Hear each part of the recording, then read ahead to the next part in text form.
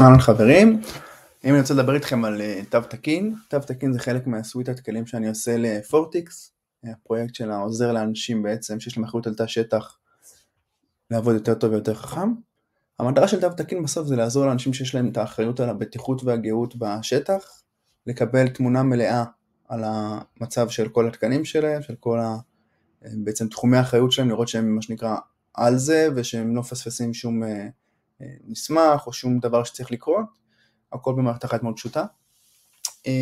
אז איך פיתחתי את זה? מבחינת הפרונט-אנד, בק-אנד זה ורסל, Next.js ו-Node.js,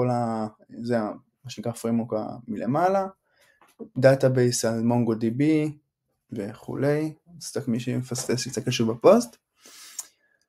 מבחינת הבנייה עצמה על קלוד קוד, החבר האידיאלי לכתיבת קוד,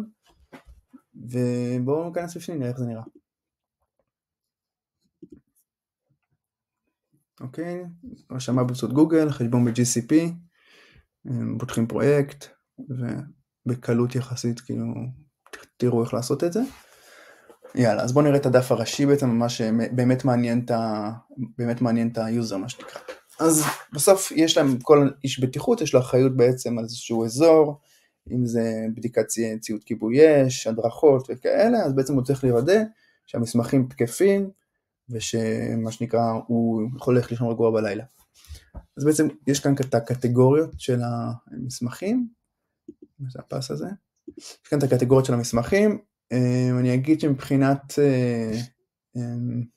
זה חשוב, היוזר בחוויה הראשונה שלו הוא יקבל איזשהו אונבורדינג פשוט שאומר לו תבחר על מה יש לך, זאת אומרת מה תחום האחריות שלך, ואז בהתאם למה שהוא יבחר שם אני אביא לו כאן את הסוגים מסמכים שעליהם יש לו אחריות, שעליהם יש לו מה שנקרא, צריך לוודא שהמסמך תקף. טוב, אז אנחנו עכשיו נראה שבדיקת ציוד כיבוי אש נייד, אני אראה שיש לי פה שתי מסמכים, זאת אומרת שתי תיעודים של הבדיקה הזאת, ונראה שהם תקפים עד תאריך מסוים. אני יכול להיכנס לתוך כל מסמך בעצם ולקבל איזשהו hub כזה שאומר לי בדיוק מה עבר על המסמך הזה, מבחינת, יכולים לראות פה, סורי, פשוט עם כלי חדש, סבבה. אז יש כאן את ההתראות, שזה בעצם אולי הדבר החשוב ביותר למערכת, שזה בעצם אני יכול להגיד מתי אני רוצה שיהיה התראות, למי, אני רואה שפה עוד לא הוגדרו נמענים, כבר נראה איך להגדיר אותם, סטור את התראות, כל התראות שנשלחו, שוב יש כאן אימייל ו-SMS שמחוברים, פה היה לי חשוב להוסיף את הנושא של הבטחה, כי בסוף המסמכים האלה אסור שהם ידלפו לשום מקום, וכמובן זה מסמכים שהם מוצפנים, זאת אומרת כל מסמך שאתם רואים פה אין לו תצוגה בתוך האתר עצמו, כי הוא מוצפן, ורק מי שיש לו גישה למערכת יוכל להוריד את הקובץ ולצפות בו. סבבה, אז זה מסמך, ואז אני מגדיר נמענים, זאת אומרת אני מגדיר נמען לכל מסמך שאני מעלה, בואו נראה איך זה נראה, אני צריך להגיד אוקיי בסוף מסמך חדש, אז אני אראה שזה בדיקת ציוד כיבוי אש נייד וכולי, אני אבחר איזשהו משהו, סתם משהו, לא משנה, סתם איזשהו תמונה, סבבה, הוא מצא, תאריך בדיקה האחרונה, בוא נגיד זה היה היום, אז אני צריך שזה פעם הבאה יהיה עוד 3 חודשים נגיד, אני מדווח, הערות במידה ויש, הוספת נמענים, שזה גם חלק מהמערכת בעצם אני יכול לראות, להוסיף נמענים ולבחור את מי אני רוצה שבעצם יקבל התראה על הדבר הזה, סבבה, אז נעלה את המסמך, הוא מצפין אותו ברקע, זה עושה כמה דברים מה שנקרא מאחורי הקלעים בשבילנו,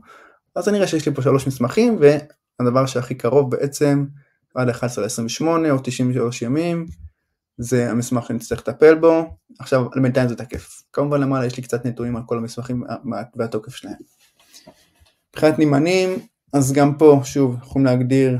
נמענים, מיילים, תפקידים, איזה סוגי התראות הם רוצים וכו'. בהגדרות יש גם מאוד פשוט יחסית, השפה של הממשק, נראה שפה זה איזשהו באג כנראה שצריך לטפל בו, הפורמט של התאריך, אזור זמן, דואל SMS ואפשרות להחליף שפה, שזה שוב לארגונים שיש להם אנשים שמדברים לא באותה שפה, אז זה נתמך כבר ישר גם בשפה נוספת, עם i18